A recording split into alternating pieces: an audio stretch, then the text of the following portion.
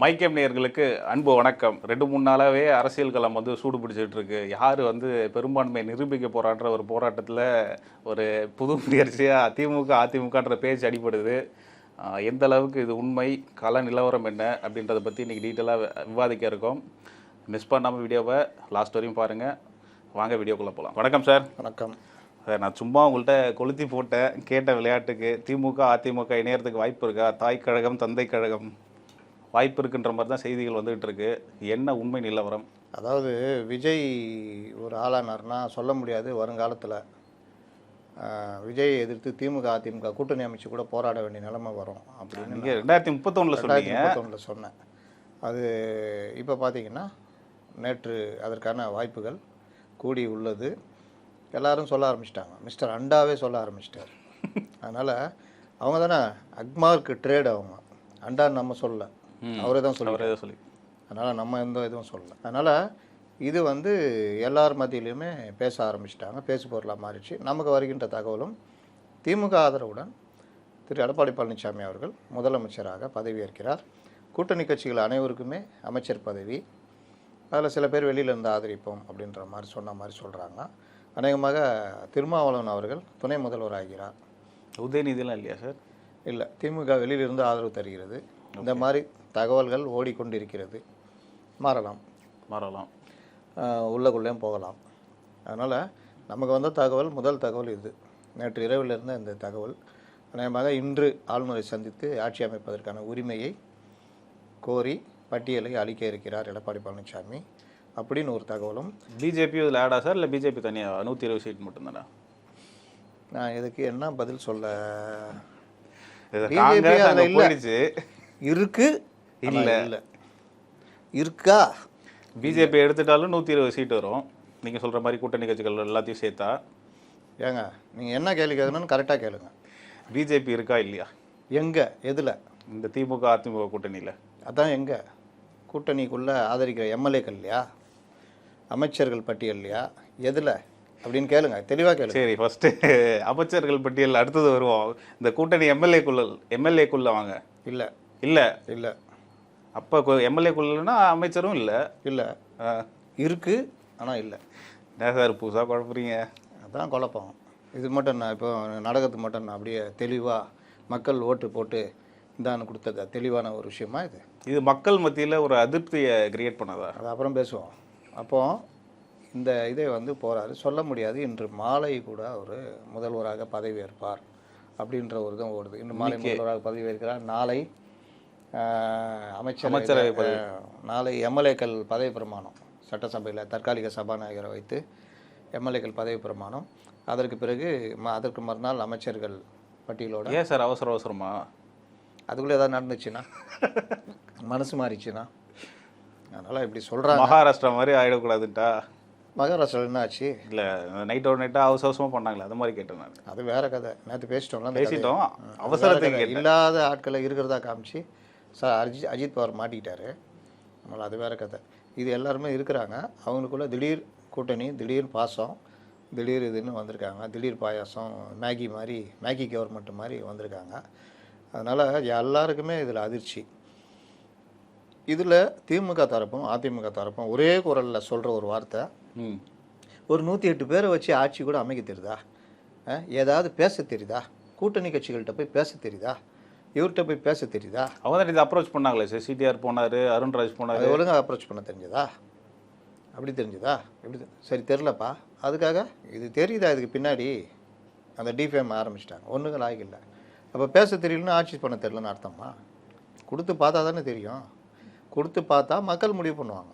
நான் நடத்த தெரியல சார், நகரு, நீ கொடுத்தோம், நீ அதுக்கான ஆளாக இல்லை, நகரு, இதுக்கு இவங்க தான் கரெக்டு அப்படின்னு முடிவு பண்ணுவாங்க. இவங்க நீ உட்காந்துட்டு உனக்கு தெரியுதா, பேச தெரியுதா, அது தெரியுதா, உனக்கு நடக்கவே தெரியல, நீ முதலமைச்சர் ஆசைப்படலாமா? நீ பேசவே மாட்டேங்கிற, நீ முதலமைச்சர் ஆசைப்படலாமா? ஒழுங்காக அப்ரோச் பண்ணியா? ஒழுங்காக அப்ரோச் பண்ணுறதுனா எப்படி? குதிரை பேரமா? இப்போ இவங்கெல்லாம் ஒழுங்காக அப்ரோச் பண்ணியிருக்காங்க. அதனால் இந்த முடிவு நீங்கள் கேட்டிங்களே, என்னமோ கேட்க வந்தீங்களே. ஆமாம், இது சரியா அப்படின்னு, இந்த முடிவு சரியா, மக்கள் தீர்ப்புக்கு எதிராக இருக்கே அப்படின்றது அந்த கேள்வி. நம்ம நடக்கிறத சொல்லணுன்னு தான் நான் ஒவ்வொரு தடையும் சொல்லுவேன். நடக்கிறத தான் நம்ம சொல்லுவோம். அதை தாண்டி இந்த கட்சிக்காரங்க மாதிரி நம்ம பேச முடியாது. ஆனால் நடக்க இருக்கிறதையும் ஓரளவுக்கு ப்ரெடிக்ஷன் சொல்லலாம். இந்த முடிவு 2 கட்சிகளில் ஏதாவது ஒரு கட்சியை காலி பண்ணிடும். இது டெல்லியில் நடந்தது. ஷீலா தீட்சித் மிகப்பெரிய பவரில் இருந்தாங்க. கெஜ்ரிவால் வந்தார், பிஜேபி வந்தாங்க. அப்புறம் ஒரு மாதிரி அண்டர் இதெல்லாம் போட்டாங்க, எல்லாம் பண்ணாங்க. லாஸ்ட்டில் காங்கிரஸ் ஒன்றும் இல்லாமல் போச்சு. பிஜேபி காங்கிரஸ்னு வந்து நின்றுச்சு. இந்த தடவையும் காங்கிரஸும் கெஜ்ரிவாலும் சேர்ந்துருந்தால் பிஜேபி வந்திருக்காது. ஹரியானாவில் உடச்சிக்கிட்டு இங்கேயும் உடச்சிக்கிட்டாங்க. இப்போ இந்த மாதிரி ஒரு முடிவு. எந்த கட்சின்னு சொல்லிடுங்களேன். வெஸ்ட் பெங்கால் எந்த கட்சின்னு சொல்லிடுங்களேன். எது பின்னடைவு? இந்த காங்கிரஸுக்கு தான், கெஜ்ரிவாலுக்கும் பின்னடைவு. இல்லை சார், இங்கே தமிழ்நாட்டில் அது நான் வரேன் ஒன்றா வரேன். என்ன நடக்குதுன்னு சொல்கிறேன். வெஸ்ட் பெங்காலில் காங்கிரஸும் கம்யூனிஸ்ட்டும் எதிரெதிராக இருந்து நின்னாங்க. அப்புறம் திரிணாமுல் காங்கிரஸ் உருவாச்சு. கம்யூனிஸ்ட்டு வெர்சஸ் திரிணாமுல் காங்கிரஸ் அங்கே சரியாக பண்ணல. ஒரு கட்டத்தில் கம்யூனிஸ்ட்டும் காங்கிரஸும் ஒன்று சேர்ந்தாங்க. அதோடு அவங்க கதை முடிச்சது. பிஜேபி உள்ளே வந்து பிஜேபி வெர்சஸ் திரிணாமுல்னு ஆயிடுச்சு. அதனால் நீங்கள் எவ்வளோ பெரிய ஆளாக இருந்தாலும் தனித்து இயங்குனீங்கன்னா உங்களுக்கு மரியாதை இருக்கும். சேர்ந்தீங்கன்னா 2 பேரில் யாராவது காலி ஆவீங்க, இல்லை 2 பேரும் காலி ஆவீங்க. அப்போ ஒரு எதிரி அப்படின்னு விஜய் ஃபிக்ஸ் பண்ணிட்டீங்க, அப்படி தானே? ஆமாம். எதிர்கட்சிக்கான வாய்ப்பை திமுகவிற்கு ஜனங்க கொடுத்தாங்க. அதை அவர்கள் மறுதளித்து விட்டு அதிமுகவை ஆதரிக்கிறாங்க. ஸ்டாலின் சொன்னாரே சார், 6 மாதம் டிஸ்டர்ப் பண்ண மாட்டோம்லாம். ஆட்சி இருந்தால் தானே டிஸ்டர்ப் பண்ணுறதுக்கு. அது காலையில் கொஞ்சம் டைவெர்ட் பண்ணுறதுக்காக சொன்ன வார்த்தை. அது நம்மளே கூட தான் சொன்னோம். நைட்டு 2 கட்சியும் சேர்கிறதுக்கான பேச்சுவார்த்தைலாம் போச்சு. காலையில் ஸ்டாலின் வந்து நாங்கள் எதிர்கட்சியாக செயல்பட போகிறோம் என்று சொன்னதால் அதற்கு முற்றுப்புள்ளி வந்து விட்டது. அப்படி தானே சொன்னோம். ஆமாம் ஆமாம், அப்படி சொன்னோம். அந்த டைவர்ஷனுக்காக சொன்னது. அதுக்கப்புறம் பார்த்தா ஈவினிங்கே கூப்பிட்டு சொல்கிறாங்க. அதுக்கப்புறம் தான் நான் அந்த மங்காத்தா இதை போட்டு விட்டேன். அஜித்தும் அர்ஜுனும் ஒன்று சேருவாங்கள்ல, அந்த மாதிரி. லாஸ்ட்டில் வந்து பூவே உனக்காக கதையாக போச்சு. பூவே உனக்கு படம் பார்த்தீங்களா? ஆமாம். கடைசியில் விஜய் வந்து லவ் பண்ணுவார். கடைசியில் தான் லவ் பண்ணுவாரா? இல்லை, லவ் பண்ணுவார். லவ் பண்ண பொண்ணு இன்னொருத்தர் லவ் பண்ணணும்னா அவங்க 2 பேரும் சேர்த்து வச்சுட்டு இவர் வெளில வந்துடுவார். தான் பண்ணுவாரா? வேறு என்ன பண்ணுவார்? பிரிஞ்சு இந்த 2 குடும்பத்தை சேர்ப்பாருங்க. குடும்பத்தை சேர்ப்பார். அதுதான் மெயின். தலைகீழ சொல்கிறீங்க. சரி சரி, ஓகே. இவர் அந்த பொண்ணை லவ் பண்ணுறது அப்புறம் கதை. அதுக்காக இந்த 2 குடும்பத்தை சேர்ப்பார் ஒன்றா. அப்போ அந்த பொண்ணு வேறு ஒருத்தனை விரும்புகிறான்னு தெரிஞ்சோன்னா அதையும் கட்டி வச்சுட்டு அதே குடும்பத்துக்குள்ளே தான் இவர் மனதில் உள்ள காதலியே மனைவியான தருணம் இதுன்னு ஏதோ சொல்லிட்டு பாட்டு அப்படியே ஒதுங்கி போயிடுவார். கரெக்டா? ஆமாம். அதனால் அந்த மாதிரி இப்போ 2 எதிரிகளை ஒன்று சேர்த்து விட்டு விஜய் அவர்கள் ஆனந்தம் ஆனந்தம் ஆனந்தம் அதே வேலையை தான் இங்கேயும் பண்ணுறாரு. இப்போ அப்படி ஆயிடுச்சு இல்லை, பாவம் அவருடைய நிலைமைன்ற. இதில் பொதுவாக ஒரு கருத்து எல்லார் வாயிலையும் வர்றது என்னென்னா, மக்கள் விஜய்க்கு ஆதரவு கொடுத்துருக்காங்க. 2 பேரும் ஒன்று சேர்ந்தாலே 106 தான். 58 நான் 107 57 59 47 106 106 இவங்களுக்கு தனியாகவே 108 கொடுத்துருக்காங்க. அப்போ விஜய்க்கு ஆளுகின்ற வாய்ப்பு கொடுக்கும் பொழுது அதை மறுதளிக்கிற விதமாக இதில் நான் நேற்று நம்ம தலைப்பை போட்டோம், இடதுசாரிகளின் துரோகம்னு. நியாயப்படி பார்த்தா இடதுசாரிகளும் மற்றவர்களும் விஜய்க்கு ஆதரவு கொடுத்து அவரை ஆட்சியில் உட்கார வைக்கணும். ஒரு 6 மாதம் எப்படி செயல்படுறாருன்னு அப்புறம் நீங்கள் முடிவு பண்ணுங்கள். ஏன்னா புதுசாக வர்றவன் கொஞ்சம் க்ளீன் கவர்மெண்ட் கொடுக்க பார்ப்பான். தடார்புடான்னு ஏதாவது இருக்கும், ஆனால் கொஞ்சம் க்ளீன் கவர்மெண்ட் இருக்கும். அதை நீங்கள் வேறு தப்பு ஆச்சுன்னா அதை சரி பண்ணுற வேலையை பண்ணணும். ஆட்சியிலையும் பங்கு கிடைக்க போகுது, அழகாக கொண்டு போகலாம். ஆனால் அதை இன்னொன்று தமிழகத்திலே மிகப்பெரிய கூட்டணியாக அது அமைஞ்சிருக்கும். தாவேகா, காங்கிரஸ், இடதுசாரிகள், விடுதலை சிறுத்தைகள்னு அதுதான் பெரிய கூட்டணி. இதுக்கு தான் அவர் பயந்துட்டார். நீ கரெக்டான நடவடிக்கை எடுத்தது ஸ்டாலினுடைய ஐடியா கரெக்டு. நீங்கள் கேட்டதுங்களா எந்த கட்சி காலி ஆகும்னு? அது அப்புறம் எந்த கட்சி காலி ஆகும்னு அப்புறம் தான் தெரியும். ஆனால் ஸ்டாலினுக்கு இப்போ திமுக காலி ஆகக்கூடாதுன்னு முடிவு எடுக்கிறார்.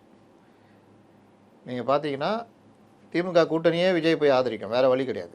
அப்படி ஆதரிச்சிட்டா திமுக தனிமைப்பட்டுரும். 26% வச்சுட்டு எதுவுமே பண்ண முடியாது. உடனடியாக உள்ளாட்சி தேர்தலை விஜய் நடத்தினார்னா பெரும்பாலும் நடத்த அவங்க பிடிச்சிருவாங்க. மீதி இடத்த தான் இவங்க 2 பேருக்கு போட்டி போடணும். அப்போ அதுலேயும் பின்னடைவு. அப்படியே பார்லிமெண்ட் எலெக்ஷன் போனாங்கன்னா என்டிஏ கூட்டணி வெர்சஸ் காங்கிரஸ் கூட்டணின்னு வரும். திமுக சுத்தமாக காலி ஆகிடும். இதெல்லாம் தடுக்கிறதுக்கு தான் வேறு வழி இல்லாமல் வாலண்டரியாக போய் திமுக அதிமுகவை ஆதரிக்கிறது. மக்கள் நல கூட்டணியை சந்தித்ததுக்கான காரணமும் இதுதான். ஸ்டாலினை சந்தித்ததுக்கான காரணம் என்னத்த மக்கள் நல கூட்டணி? சரி என்னத்த மக்கள் நல சரி கூட்டணி? தனித்தனியாக வச்சுக்கோங்க. தனித்தனியாக வச்சுக்கிறது? கம்யூனிஸ்ட்டு எல்லாம் என்னத்த கம்யூனிஸ்ட்னு வச்சுக்கிறது? எல்லாம் திமுக தான். தலைவர் என்ன சொல்கிறாரோ அது செய்கிறேன் தானே சொன்னார் அவர். வீரபாண்டியனா சொன்னார்? வாய் தவறி சொல்லிட்டாரா? எங்கள் தலைவர் ஸ்டாலின், சாரி எங்கள் கூட்டணி தலைவர் அப்படின்னாரு. அதெல்லாம் ஒரு படி மேலே எங்களுக்கு தலைவரே அவர் தான் ஏன்ட்டு ஐயூஎம்எல் சொல்லிட்டாரு. அவர் என்ன தாவே கால சேர சொன்னால் சேருவோம், இல்லைன்னா இல்லை. மாடியிலேருந்து குதினா குதிச்சிருவோம்.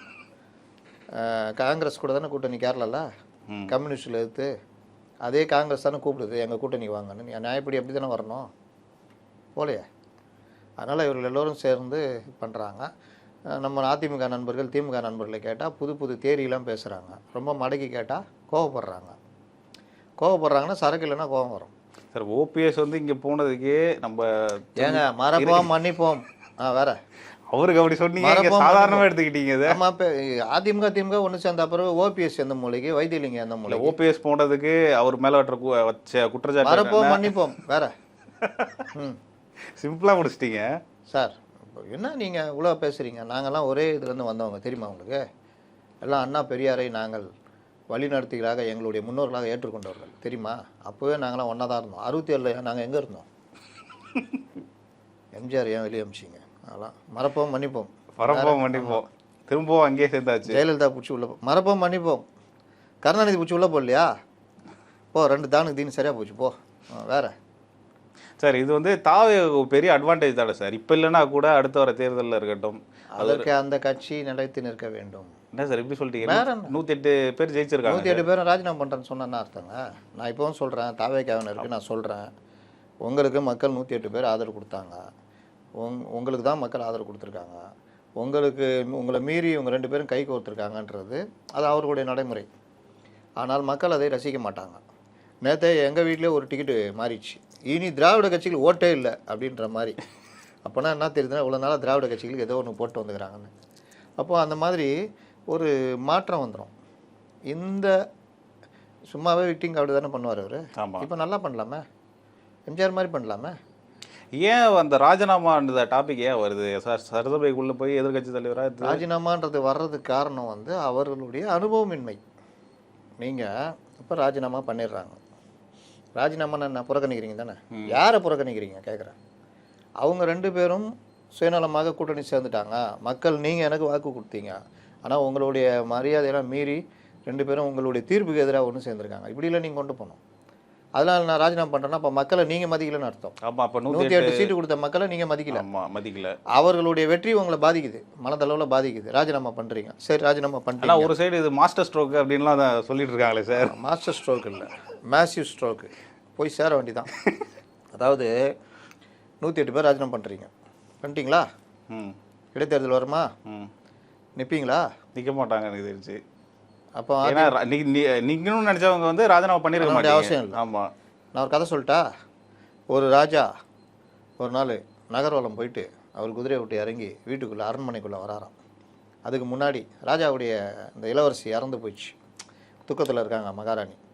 ஒரு திருடன் உள்ளே போய், மகாராணி நான் இறந்து போய் சொர்க்கத்துக்கு போயிருந்தேன், என் பொண்ணை பார்த்தியா? பார்த்தேன் மகாராணி, நகை நட்டு எதுவுமே இல்லாமல் அப்படியே புதைச்சிட்டு இருக்கிறீங்க, ஒரு இது கூட இல்லாமல், பொட்டு மணி கூட இல்லாமல் ரொம்ப கஷ்டப்படுறாங்க, என்கிட்ட சொன்னாங்க, அதான் உங்களை பார்த்துட்டு வர சொன்னாங்க. அப்படியா அப்படின்ட்டு நல்லா ஒரு 500 சவரன் மூட்டையில் கட்டி கொடுத்து அனுப்பிச்சி வைக்கிறாங்க.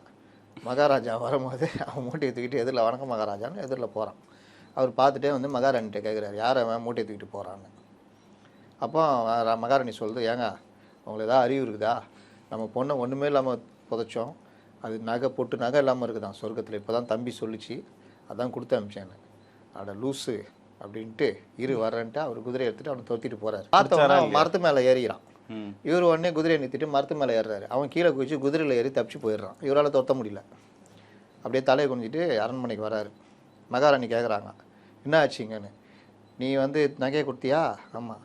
அவன் வந்து சொர்க்கத்துக்கு போகிறதுக்கு லேட் ஆகுதுன்னா, அதனால் குதிரையை கொடுத்து அனுப்பிச்சு சீக்கிரம் போன அனுப்பிச்சி விட்டேன். இதுதான் நடக்க போகுது. இப்போவே தடுமாறிக்கிட்டு இருக்கிறாங்க. நாளைக்கே 2 செங்கலை சிபிஎம்மோ சிபிஐயோ உருவிச்சின்னா ஆட்சி கவுந்துடும். இல்லை ஒரு 5 பேர் கோச்சின்னு போகிறான்னாங்கன்னா முடிஞ்சிச்சு ஆட்சி. அப்போ அவனே கஷ்டப்பட்டு திருடி போயின்னுக்கிறான். இவர் போய் குதிரையை கொடுக்குறாராம் 108, இந்தா போ எடுத்துகிட்டு போ அப்படின்னு. ஜாலியாக 2 பேரும் சேர்ந்து நின்று பங்கு போட்டுக்குவாங்க. அதுக்கப்புறம் அவங்களுக்குள்ள மறுபடியும் அடிச்சுக்குவாங்க. யார் முதலமைச்சர், நான் தான் அதிகம் வந்திருக்கேன், நீ கிளம்புற சார், நீ எதிர்க்கட்சியாரு, நான் முதலமைச்சர் ஆகிடும். மறுபடியும் பழைய குருடி கதை தொடடி நீங்கள் உட்காந்து மனதில் உள்ள காதலியே அப்படியே பாடிட்டு போக வேண்டியது. ஆனந்தம் ஆனந்தம்னு. அரசியலில் இது மட்டும் இல்லை, துணிவும் இருக்கணும்.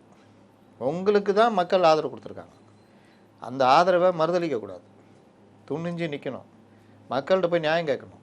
1980 எம்ஜிஆர் ஆட்சியை கவுத்தப்போ எம்ஜிஆருடைய பர்சன்டேஜ் 23, இங்கே 55. எம்ஜிஆர் இடிஞ்சு போய் உட்காந்து 2 நாள் வீட்டை விட்டு வெளியே வரல. அன்றைக்கி போய் சொல்லி அன்றைக்கி இருந்த கம்யூனிஸ்ட்டுகள் வேறு, அவங்க வந்து இந்த மாதிரி முதலாளித்த பிளவுகளை பயன்படுத்தி இந்த மாதிரிலாம் வரணும் அப்படின்னு வந்தாங்க. அதனால் கல்யாண சுந்தரம் போன்றவர்கள் போய், இடதுசாரிகள் சிபிஎம் பாலசுப்ரமணியம் போன்றவர்கள் போய் நீங்கள் இப்படிலாம் இடிஞ்சு போய் உட்காராதீங்க, மக்கள்கிட்ட போய் நியாயம் கேளுங்க. மக்கள் தானே உங்களை தேர்ந்தெடுத்தாங்க. ஆமாம், அதே மக்கள்கிட்ட போய் நியாயம் கேளுங்க. இல்லைங்க 55% நம்மணும், நீங்கள் போய் நியாயம் கேளுங்க, மக்கள் ஒன்று செய்வாங்க. அது பார்லிமெண்ட் எலெக்ஷன், இந்திரா காந்தி அலை, இது நீங்கள் போங்க. எம்ஜிஆர் போய் இந்த ராமச்சந்திரன் என்ன குற்றம் செய்தேன், 3 ஆண்டுகள் நான் ஊழல் செய்தேனா, முறையற்ற ஆட்சி செய்தேனா, என் ஆட்சியில் என்ன குற்றம் கண்டீர்கள், குற்றம் என்ன செய்தேன் கொற்றவனே, குற்றம் என்ன செய்தேன் அப்படின்னு பூம்புகாரில் கண்ணகி கேட்குற மாதிரி நியாயம் கேட்டார். மக்கள் குத்துன்னு குத்தி மறுபடியும் உட்கார வச்சாங்க. அந்த தைரியம் எம்ஜிஆர் சொன்னால் போதாதுங்க, எம்ஜிஆர் மாதிரி நடக்கணும். அதனால் அந்த எதிர்க்கட்சியுடைய வேலையை நான் ரைட்டுங்க, கொல்லைமுறை வழியாக என்னால் எதிரிகள் 2 பேரும் ஒன்று சேர்றீங்க, எல்லோரும் சேர்ந்து ஒருத்தனை எதிர்க்கிறான்னா அவன் எப்படிப்பட்ட தைரியசாலி, எப்படிப்பட்ட இதுன்னு இன்றைக்கி மக்களுக்கு விளங்கிடுச்சு, நாட்டுக்கும் விளங்கியிருக்கு. அதனால் நாங்கள் ரைட் எதிர்க்கட்சியாக எங்கள் பணியை நாங்கள் செய்வோம். 108 பேர் எங்கள் வாய்ப்பு கொடுத்துருக்கீங்க, அதை மதித்து செய்வோம்னு செஞ்சால் 6 மாதத்தில் எதாவது அடிச்சுக்கிட்டா யாராவது ஒருத்தர் வந்து இவங்களுக்கு ஆதரவு கொடுப்பாங்க. அதான் அடுத்த கேள்வியாக வைக்கலான்னு இருந்தேன். இப்போ ஆட்சி அமைச்சதுக்கப்புறம் கவர்மெண்ட் ஃபார்ம் ஆனதுக்கப்புறம் போயிட்டுருக்கு. ஒரு 6 மாதம் கழிச்சு இப்போ அந்த கூட்டணி சரியில்லைன்ட்டு அங்கேருந்து வந்து மறுபடியும் விஜய்க்கு ஆதரவு தர்றது அப்படி கூட கவர்மெண்ட் வாய்ப்பு இருக்குது. நடக்கலாம். திடீர்னு அடிச்சுக்கிட்டாங்க ஏடிஎம்கேலேருந்து ஒரு 32 பேர். இது எங்களுக்கு பிடிக்கல. என்ன எப்போ பார்த்தாலும் அதே சொல்கிறேன்றீங்களா? கட்சி தாவல் தடை சட்டம் வராமல் இருக்கிறதுக்கு சொல்கிறேன். 32. ஆமாம், 35ன்னு வச்சுக்கலாமா? வேலைக்கு நாங்கள் தான் உண்மையான அதிமுக, நாங்கள் விஜயை ஆதரிக்கிறோம். அப்போ அதிமுக தான் வந்தாலும் வருமே தவிர இந்த மற்ற கூட்டணி கட்சிகள் வரமாட்டாங்க எப்போதுமே அப்படின்றது அவங்களோட. அதுதான் பசை இருக்குல்ல, பசை போட்டு ஒட்டிக்கிறாங்க. பசங்க சாதாரணமாக சரி. இன்னொன்று சொல்கிறேன், இவர் 108 பேரை வச்சு நடத்தினாலும் நாளைக்கே இதிலேருந்து ஒரு 40 தாவேகா எம்எல்ஏக்கள், 40 போனால் கட்சி தாவல் தடை சட்டத்தில் வந்துடும். ஒரு 62 பேர் தாவுனாங்கன்னா ஸ்ட்ராங் ஆகிடும் அவங்க ஆட்சி. அப்போ அதையும் தடுத்து கட்சியை நடத்துகிற பொறுப்பு விஜய்க்கு இருக்குது. அதை தடுக்கிறதுக்கு தான் ராஜினாமா பண்ணுறாரோ? ராஜினாமா பண்ணுறதுலாம் அதோட கோழைத்தனம் எதுவுமே கிடையாது. 2வது, விஜய் கட்சியிலேருந்து ஒரு 10-20 பேர் உடச்சி அங்கே கொண்டு போய் ஆட்சியை ஸ்ட்ராங் பண்ணிக்கிட்டாலும் அதுவும் நடக்கும். ஏன்னா ஏடிஎம்கே டிஎம்கே சேர்ந்து நின்று விஜய் கட்சியிலேருந்து போகிறவங்க அங்கேயே எம்எல்ஏக்கு நிற்க வச்சா அப்போவும் ஃபைட் பண்ணிங்கன்னா மக்கள் தீர்ப்பு கொடுப்பாங்க அவங்களுக்கு. 2 பேரும் சேர்ந்தா 55%, எம்ஜிஆர் மட்டும் 23, கூட சீக்கிரம் சேர்த்து 25. ஆனால் மக்கள் என்ன பண்ணாங்க? எம்ஜிஆருக்கு தான் மக்கள் முடிவு பண்ணுவாங்க. நீங்கள் எப்போவுமே மக்களுக்கு மனதுக்கு எதிராக நீங்கள் போய் ஒரு சர்வே எடுத்து பாருங்கள், யாரும் இதை ஏற்றுக்க மாட்டாங்க. என்னையா இது காலையில் இப்போ கீழே வரும்போது ஒரு பெரியமாட்ட சொல்லிட்டு வரேன், என்னங்க விஜய் ஆட்சி அமைச்சிட்டாரா அப்படின்னு கேட்டாங்க. இல்லைங்க, ஒரு நைட்டில் முடிவுலாம் மாறிடுச்சு. எப்படி சென்னை முழுவதும் மழை பெஞ்சதோ, இன்றைக்கி கொஞ்சம் ஓரளவுக்கு வெப்பம் தணிஞ்சிருக்குதோ, அது மாதிரி தலைகீழே ஆகிடுச்சு. 2 பேரும் எப்படி ஆனாங்க, என்ன இது அநியாயமாக இருக்குது அப்படின்னாங்க. தெரியலங்க, நான் பேசிட்டு வர்றேங்க அப்படின்ட்டு வந்துட்டேன். அதனால் இது மக்கள் இவர்கள் பேசின பேச்சு இந்த விஷயங்கள்லாம் இருக்குல்ல, அதெல்லாம் நிற்கும்ல. நீங்கள் என்ன தான் போட்டு மறைச்சாலும் அது வரதான் செய்யும். அதனால் இந்த பிரச்சனைகள்லாம் இருக்குது. அடுத்து பல கேள்விகள் வரும்ல, ஏங்க இடி வழக்கு என்னங்காச்சு, அடுத்த கேள்வி ஏதாச்சுன்னா வரும். அதனால் பல விஷயங்கள் இருக்குது. சரி சார், இப்போ வந்து பிஜேபி தனித்து விடப்பட்டது, பிஜேபியோட அடுத்த இது இருக்குது. ஆனால் இல்லாத கதை தான். பிஜேபி எங்கே தனி விடப்பட்டது? அதான் நீங்கள் இந்த கூட்டணி அவங்களே இவங்க சொல்லியிருக்கலாம்ல, போய் சேர்ந்துக்கோ அப்படின்னு. ஆமாம், காங்கிரஸ் முக்து பாரத் தானே அவங்களுடைய இது. காங்கிரஸை விஜய் கூட சேர்ந்து ஆளாக்க விடுறதுக்கு பாஜகவுக்கு நான் பைத்தியமா? அதுக்கு பதிலாக இவங்க சொன்னாங்கல்ல, ஒரு அடிமை கட்சி யார்? அடிமை கட்சி யார்? அடிமை கட்சி அதிமுக சொன்னாங்கல்ல. ஆமாம், இப்போ 2 ஆயிடுச்சா? அப்படி தானே அர்த்தம். எப்பா வாங்கப்பா. சரி சார், அவங்களோட மைண்ட் செட் எப்படி இருக்குன்னா, ஆண்டா நான் எங்களில் யாராவது ஒருத்தவங்க இல்லாட்டி நாங்கள் 2 பேர் சேர்ந்து யாருமே வர விட மாட்டோம். அவ்வளோதான். அது அவங்களுக்கு மட்டும் இல்லை, அது திமுகவோட மனப்பாங்கா இருந்ததுன்னு சொன்னீங்க. ஆதிக்கம் அந்த இது எல்லா காலத்துலயும் அதிமுகவும் அதில் இருந்தது. இணைஞ்சிக்கிச்சு. தேமுதிக என்ன நடந்தது? அதே மாதிரி தாவேகாவும் போயிடுமா ஒன்றும் இல்லாமல். போகாமல் இருக்கிறவங்கன்னா விஜய் அதுக்கேற்ற ஒர்க் பண்ணணும், ஹோம்ஒர்க் பண்ணணும். ஆனால் இந்த மாதிரி ராஜினாமா பண்ணுறது மற்ற விஷயங்கள் தாவேகா சைடில் இப்போ நடந்துட்டு இருக்க சுச்சுவேஷன் வச்சு பார்க்கும்போது தேமுதிக மாதிரி போகிறதுக்கு வாய்ப்பு இருக்குது. ஏங்க அதை தான் நான் சொன்னேன், அது அவங்க கையில் தான் இருக்குது. விஜயகாந்த் என்ன தப்பு பண்ணாலும் அந்த தப்பை விஜய் பண்ணக்கூடாது. எதிர்க்கட்சி தலைவராக உட்காரணும், சண்டை போடணும். நீங்கள் கூட சட்டசபைக்கு வரணும்னு அவசியம் இல்லை. நீங்கள் அந்த ஜெயலலிதா எம்ஜிஆர் மாதிரி அறிக்கை மூலியமாகவே நீங்கள் அரசியல் நடத்தலாம். சாரி, ஜெயலலிதா கருணாநிதி மாதிரி உங்கள் கட்சி ஆட்களை விட்டு நல்லா இருக்குமே, பசங்க நல்லா கலக்க மாட்டானுங்க, எதையாக கேட்பானுங்க, நல்லா ட்ரால் பண்ணிகிட்டு இருக்கலாம், நல்லா ஒரு இதாக போகும். அப்படி தான் அங்கே கற்றுக்க முடியும். அதுதான் உங்களுக்கு மக்கள்கிட்ட இன்னும் கொஞ்சம் இதாகும். நீங்கள் சொல்ல முடியாது. இன்னொன்று சொல்கிறேன், ஒரு அதிமுககாரர் சொன்னார், சார் எழுதி வச்சுக்கோங்க, 2029 பார்லிமெண்ட்டில் பாண்டிச்சேரியில் சேர்த்து 40 தொகுதியும் நான் அதிமுக தான் சொல்ல வராருன்னு நினச்சேன். விஜய் தான் நான் மனசில் வச்சுக்கோங்க அப்படின்ட்டு. உள்ளாட்சியில் நடத்த மாட்டாங்களா? அப்படியே நடத்தினாலும் ஆளுங்கட்சி அதிமுகன்னு இருந்தால் இவங்களெல்லாம் ஓட விட்ருவாங்க. ஆனால் பார்லிமெண்ட் எலெக்ஷனில் இவங்க தான் சொல்லி அடிப்பாங்க அப்படின்றாங்க. சார், நேற்று வரையும் சொல்லி அடிக்கிற மாதிரி வேற மாதிரி இருந்தது, இப்போ நிலமை மாறி இருக்குது. அதுலேயும் மாறலாம்ல சார்? நேற்று வரைக்கும் என்ன வேறு மாதிரி இருந்தது? இல்லை, ஒரு 2 நாளைக்கு முன்னாடி வரையும் விஜய் 108 இவங்க வந்து சேர்றதுக்கு வாய்ப்பு இருக்குது. நேற்று வரையுமே இருந்தது இல்லை மக்கள். நான் ஒரு விஷயம் திரும்ப சொல்லியிருந்தேன்னா, விஜய் காங்கிரஸ் இவர்களும் வந்துட்டா திமுக தனிமைப்பட்டுரும், பெரிய கூட்டணியாக விஜய் காங்கிரஸ் இந்த கூட்டணி மாறிவிடும். அப்போ என்டிஏ வெர்சஸ் இப்போ ஆரம்பிக்கும் கூட அதான் சொன்னேன். அதை நோக்கி நகர்றதை பாஜக விரும்பவில்லை. காங்கிரஸ் உயிர் வந்துடும்ல. சரிங்க, இப்போ மறுபடியும் ஏதோ சண்டாகி ஆட்சியை கழிச்சு விட்டுறாங்க. பாப்பா கவர்னர் ஆட்சி, விஜய் ஆதரவு அளிக்க வர்றாங்க, அதிமுகவில் இருந்தோம் திமுகவில் இருந்தோம், எனக்கு வேணாங்க, தேர்தலை சந்திக்கிறாங்கன்னு விஜய் முடிவெடுத்துறாரு. சட்டமன்ற தேர்தல் வருது, விஜய் வருவாரா மாட்டாரா? விஜய் காங்கிரஸ் எல்லாம் சேர்ந்து என்ன ஆகும்? அன்றைக்கி காங்கிரஸுக்கு 40 சீட் நின்னா 35 சீட் ஜெயிப்பாங்க. காங்கிரஸ் திருப்பி. அப்போ பாஜக இதை விரும்புமா? விரும்பாது. இதுதான் மேட்ரு. அதனால் நீங்கள் கேட்ட கேள்விக்கு பாஜக இது பின்னாடி இருக்கா இல்லையானா இருக்குன்னு சொல்ல மாட்டேன், இல்லைன்னு சொல்ல மாட்டீங்க தான். இப்போ அவங்க சொன்னாங்கல்ல அடிமை அதிமுகன்னு, அந்த மாதிரி ஒருத்தர் போட்டிருக்காரு, அனைத்து இந்திய தாமரை முன்னேற்ற கழகம். அனைத்து இந்திய தாமரை முன்னேற்ற. ஆமாம். அதனால் நீங்கள் தாமரை தான் நேரடியாக ஆளணுமா அப்படின்னு வரோம்ல, அந்த மாதிரி விஷயங்கள்லாம் நடக்குது. சரி, எந்த மாற்றம் வந்தாலும் அதில் என்ன இருக்குன்றது பேசுறது தான் நம்முடைய வேலை. இதுக்கு போய் கோவப்பட்டுக்குன்னு அது எப்படி அவங்க 2 பேரும் ஒன்று சேரலாம், இது எப்படி எல்லாம் நம்ம வேலை கிடையாது. நம்ம வேலை இருக்கிறது நம்ம. இது டவுட்டில் இருக்கா இல்லை கன்ஃபார்மே ஆகிடுச்சா சார்? கிட்டத்தட்ட எனக்கு வந்த தகவல் கன்ஃபார்ம் ஆகிடுச்சு. இப்போ திமுக அது தாவேகாக இருக்கக்கூடிய ஆப்ஷன்ஸ் என்னென்ன சார்? ஆப்ஷன்ஸ் அவர்கள் சிறந்த எதிர்க்கட்சியாக செயல்படணும், மக்கள்கிட்ட போகணும். இதை சாக்கா வச்சே விஜய் ஒரு நீதி கேட்கணும். ஆமாம், ஜெகன்மோகன் ரெட்டி மாதிரி ஒரு சுற்றுப்பயணம் போகணும். உங்களை அடக்கெல்லாம் பண்ணுவாங்க. ஜெகன்மோகன் ரெட்டிலாம் அவ்வளோ அடக்குனாங்க, உள்ளே வச்சாங்க. ஆனால் பெரிய போராளி உண்மையிலே ஜெகன்மோகன் ரெட்டி, உள்ளே இருந்து அவ்வளோ வேலையை பண்ணாப்புல. ஆனால் ஆட்சிக்கு வந்த பிறகு தலைகீழ வேலை பண்ணி மக்களால் வெறுக்கப்பட்டார். இந்த மூவ் வந்து தாவேகாவை பார்த்து மற்ற 2 கட்சிகள் பயந்து எடுத்த மூவ்னு எடுத்துக்கலாமா? இல்லைங்க, அதுக்கு பின்னாடி வேறு சில விஷயங்கள்லாம் இருக்குங்க. அரசியலில் நேர்மை, இது சுயமதிப்பு, கொள்கை, இதெல்லாம் இப்போல்லாம் கிடையாது. நீங்கள் அதெல்லாம் வச்சுக்கிட்டுலாம் பார்க்க முடியாது. அப்படி இருந்தால் கம்யூனிஸ்ட்டுகளை இன்றைக்கி என்ன முடிவு எடுக்கிறாங்கன்னு பார்ப்போம், அதுக்கப்புறம் சொல்லலாம். மீட்டிங் போயிட்டுருக்கு. என்ன மீட்டிங்கு அதாவது கட்சிகளுக்குள்ள பிளவு வரும் பொழுது வேறு ஒரு மாற்றத்தை நோக்கி நகர்த்தணும், அதில் முன்கை எடுக்கிற வேலையை கம்யூனிஸ்டுகள் செய்யணும். அந்த மாதிரி இறங்கி பண்ணால் அது வந்து அவர்கள் அங்கே ஒரு ரோல் பண்ண முடியும். நீங்கள் இவர்கள் கூட இருந்தீங்கன்னா எப்படி ரோல் பண்ண முடியும்? இதுதான் நிலமை. சூப்பர் சார், ரொம்ப அழகாக என்ன நிலவன்றதை பற்றி சொன்னீங்க. மீண்டும் ஒரு கால் சந்திப்போம். நன்றி சார்.